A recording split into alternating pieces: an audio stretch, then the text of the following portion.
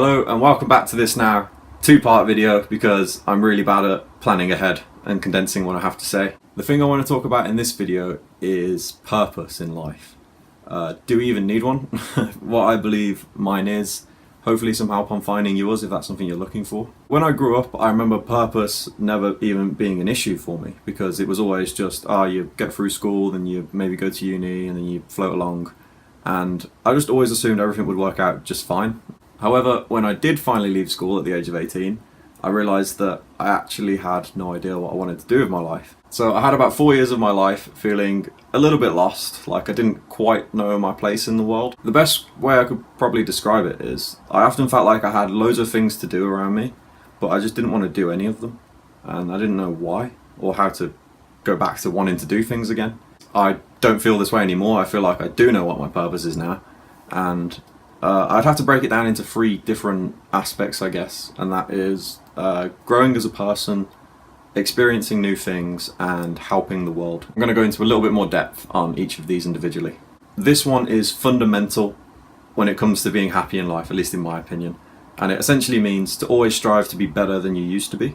And this can be broken down into a few different ways, such as learning to be more virtuous and therefore more content with who you are as a person, learning new skills and picking up new hobbies, and learning to be more mindful or present to the world around you. We are all works in progress, and if you think you're already the best version of yourself, you are simply mistaken. So what does it mean to be virtuous? This is actually another thing that derives from Stoicism. It basically means to live correctly, and the Stoics made a very good argument to the fact that this is what makes someone happy in life. For example, if you saw yourself as an honest person, and then you were to lie very maliciously, this would mean you're having a breach of your integrity, and you're becoming further away than the person you want to be, and this would make you less happy. Everyone may have their own individual virtues, but there is still a good general consensus on how to be a good person. For example, having good self-control when it comes to unwanted desires, having the courage to do what's right regardless of how tough the consequences may be, having a good sense of justice, knowing that you know nothing, being your own devil's advocate, and being less judgmental of people because everyone has their own story and most of the time it's just a waste of energy. There's lots more, but you get the idea. If you're not sure what your virtues are, then maybe consider some people in the world that inspire you. What are the traits that they have? And what traits that they have would you more like to see in yourself? Then maybe before you go to bed, think about what you did in the day that was particularly good or bad in terms of your virtues. What could you have done next time to improve? And as long as you're brutally honest with yourself, you'll notice very quick improvements. And if you want to be helped even further, then get yourself a journal, because writing stuff down is always a lot better than writing it in your phone. One of the main benefits with becoming a virtuous person is it helps you better define who you are, if that makes sense. And you can see a more noticeable difference between who you were and who you are now. And if you prefer who you are now, that's the absolute dream. You'll be much more confident, much less self-conscious. It's so easy to get caught up in this notion of trying to prove that you're the best or better than the people around you. But it really won't make you happy. The only person that you can be better than is yourself. The moment you realise that the validation from external things like people can never satisfy your need to be good enough, and the only way you can do this is internally by yourself, your happiness will skyrocket and you'll become more confident and content than you've ever been. And by confident, I don't mean the ability to walk into a room knowing that everyone will like you. I mean to be able to walk into any room and be completely fine if they don't. I can't stress enough how important it is to be completely happy with yourself. In fact, I would argue it's the most important part of being happy. Because if you really know that you're good enough for anything, the difference is immeasurable. Next is learning new skills. And this is very self-explanatory, but I also think very undervalued. It's very easy to get into a routine of doing all the same things all of the time, and it can really start to feel like you're stagnating. But if you're picking up all these new skills, or at least developing something, you'll have a much more tangible idea of growth. So you can say, okay, I started learning that in September, it's now April, look at all the stuff I can do now in that period of growth. For me, this has been learning how to play some new instruments like the keyboard and the ukulele, learning how to sing better and more confidently. I'm also trying to get better at making these videos more insightful and engaging. I'm trying to learn how to cook more meals, I'm trying to volunteer more, trying to read more, trying to get better at meditation. And as a weird crazy one, I'm going to start learning Brazilian Jiu-Jitsu. So it can literally be anything. It can even be character development. If you want to be a more charismatic person, then you can do it. You can just research how to be a more charismatic person. If you want to be better at public speaking, then learn how to do it. But The point is, find something that you want to do and just start doing it. But the last aspect of growing as a person I wanted to talk about is being mindful or being present. And this was something that I never really thought about until recently, but it's crazy the amount of impact it can have on your life. I'll just mention my two favourite practices which are supposed to help you be more mindful. The first one is of Buddhist origin, I believe, and it is it's the art of drinking tea. And the idea of this tea drinking thing is to a really trivial part of your day, such as drinking tea, which might happen, is to basically take in every possible sensation and really appreciate it individually. So with drinking tea, that would be first you pick up the cup and then you feel the cup in your hands, which is however that feels. Then you might smell it and you'll think, oh, that smells like tea.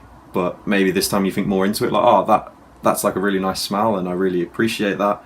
And I'm really happy I get to smell things that are good. You can also practice discipline of not drinking the tea when you want to. And then obviously you drink it, you notice the different varying heat temperatures, you notice the taste. And it's more just focusing on every single sensation that it gives you instead of just doing it because obviously normally you're on autopilot and you wouldn't notice all of these things. But most of the benefits come from this when you start to apply this in your everyday life and you realise how much you're actually taking for granted. So since I've started applying this, one of my favourite parts of my day is now walking to and from uni, because I'm actually appreciating the journey and I'm noticing a lot more than I used to. And when you can find pleasure in the more mundane aspects of life, the difference is enormous. Life isn't about getting the high score, it's about enjoying the ride. And I really wish someone told me that sooner. The other technique I like for being more mindful is from the Stoics, and it is the idea of practicing this idea of loss. So before you go to bed every day, think, oh, what have I lost? My house, my job, my car, my loved ones, my money, my things, everything. Think about what it would feel like to lose them all, and then this will lead to higher levels of gratitude in your day-to-day life because you've got them. My advice is stay curious on this journey of self-discovery that you're on. And if you want a good check to see if you're doing this right, I thought of a good thought experiment which can help. I want you to think to yourself, would a younger version of me be impressed by the me of today? I.e., well, what have I achieved? How have I grown as a person? What fears have I conquered? How do I live my life differently now? When I do this for myself, I consider a few different ages. So for example, an 8-year-old version of me would have his absolute mind blown that I'm able to speak to people I don't know and actually enjoy doing it as well, because I used to be so scared to. And a 14-year-old version of me would be absolutely astounded that I'm able to get planes so regularly because I was terrified of flying and I always thought that would inhibit me from going places that I wanted to see. And the 21-year-old me would be in utter disbelief because he never thought I'd be able to be happy again after going through what I believe is the hardest event of my life so far. And what do all of these ages have in common? It is the overcoming of seemingly impossible adversity. At the time, it might feel overwhelming or as if you can't do it, but I promise that you can. And when you do, it makes you feel invincible, as if you really can do anything. And the next time the hardship comes, you'll be able to reminisce about these triumphant times with a smile, and you'll think, well, I did it then, so I can do it now, and I can do anything. My advice is to stop putting limitations on yourself, whether it's I have anxiety so I can't apply for that job, or I have autism so I can't go and speak to that stranger. If it's something that you want to be able to do, then work towards it in the knowledge that you will get there eventually and you can do it. Because what have you got to lose? Experiencing new things. I think because being alive is so miraculous that we owe it to ourselves to try and go everywhere and do everything. Be as proactive as possible while we're here. The world has so much beauty for us to see. There's so many new foods to eat, so many new people to meet, so many new emotions to feel, so many new experiences to undergo. I think that's part of the reason we're all here, to enjoy all of it, everything, to seek the wonderful and the sublime, and to be empowered by leaving the comfort zone and achieving what we thought was so unachievable before. So go for a walk, go and experience nature, go notice how the wind feels, go listen to the sound of the birds, look up at the stars and realise how trivial any of your problems probably are. And while you're here, create as many memories as you can, because that's the real retirement fund, memories, not money. Okay, making the world a better place. Now, this one could be seen as subjective, but I believe it's hardwired in all of us to want to do this. And making someone smile can't change the world, but it can change their world. And for me, I I think I feel pleasure in other people's pleasure. So if I can help someone else's life improve in even the smallest way, then that feeling is priceless. No one has to be here. Some people have it a lot harder than you do right now. It seems fair to me that everyone enjoys this journey as much as possible, and that means alleviating any disadvantages that anyone can be born into. So it's because of this that I think it's really important that you connect with your community and actually feel like you're contributing towards making the world a fairer place. And I'm sure some of you right now have friends or family that are a little bit more lonely right now for whatever their circumstances might be. And just going for food with them can actually be the biggest antidepressant. So I would say go and do that. Go for food with someone that you care about. And I know sometimes people can be the worst, but people can also be amazing if you give them a chance. So maybe just minimize time with the bad ones and try to create more time with the good ones. But those are the three things which I think contribute towards making me feel like I have a purpose in this world. So now, how can I help you find yours? I think one of the problems that people have is people will often mistake their purpose for their ideal job, and it's just not enough to encapsulate what it fully means. For example, with me, my current career ambition is to become either a neuroscientist and make loads of discoveries about consciousness, or to become a psychologist and someone that helps in the transition of more illegal substances being used to help people, such as people with PTSD or Asperger's or anxiety. But doing that alone is not my purpose. Lots of different cultures have their own take on what it means to have a purpose, but my favorite is the Japanese. They have this word, which I hope I'm pronouncing correctly, called ikigai, and it basically is a combination of your vocation, your profession, your passion, and your mission. And the idea is that when all of these come together, that contributes to your reason for being, or the reason life is worth living. If you need help finding what your versions of these words actually are, then your passion, that's like what you love or the thing that you do and then lose track of time while you're doing. Your vocation is what you're good at. Your profession is what you can be paid for, and your mission is like what you can be doing for the world, and that's really important that you connect with that. If you're struggling to identify what each of those areas mean for you, then I've got 3 questions which I've asked people before, and they often induce some sort of realization in your own head of what you should be doing. The first one is, if you had to leave your house all day, every day, until nighttime, where would you go and what would you do? The second one is, if you had infinite money, what would change about your life today? And the last one, if you found out that you only had 1 year left to live, what would you do differently?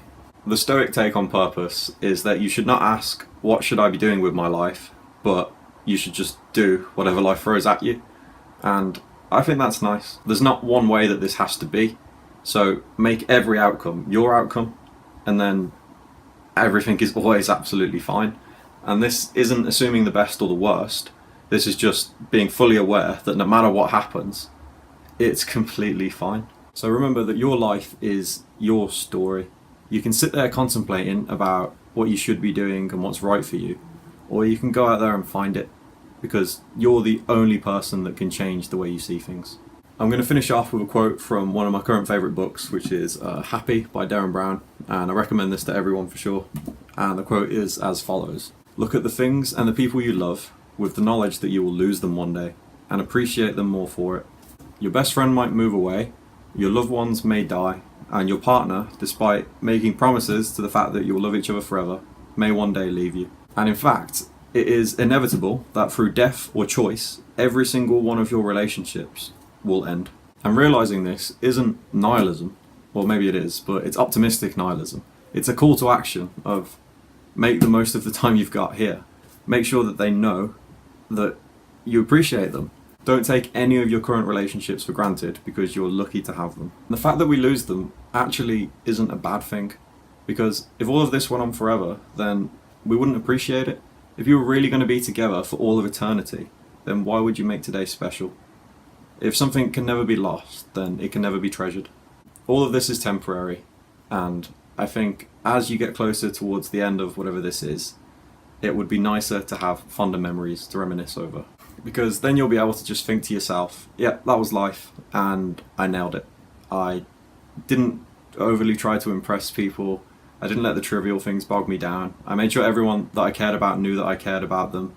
I made the most memories that I could. I experienced every single day, doing as many new things as I could, and I enjoyed it. So it doesn't matter if you don't have kids, if you don't go to uni, if you don't get a certain job, if you don't earn a certain amount of money. It doesn't matter at all. So yeah, laugh more, eat some ice cream, get into shape, go do things that you enjoy doing. It doesn't matter, because there isn't anything that you need to do. As long as you just understand that in the end, it will all be absolutely fine. Everything is going to be okay, and you are good enough. And if you come into a new decision, just think to yourself, what is really the worst that could happen? Is it that bad? Because most of the time it's not.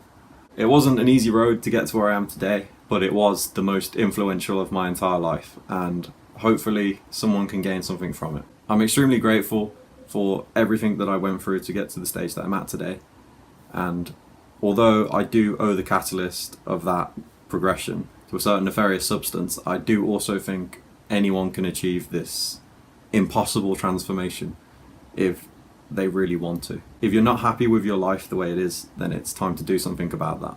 Everyone has the right to be happy. Okay, I think that's everything I wanted to talk about. I really appreciate you watching this video. If there's anything you've gained from it at all, please let me know, or any way I could have made it better, again, please let me know, and that would be amazing. So, thank you, and have a delightful day.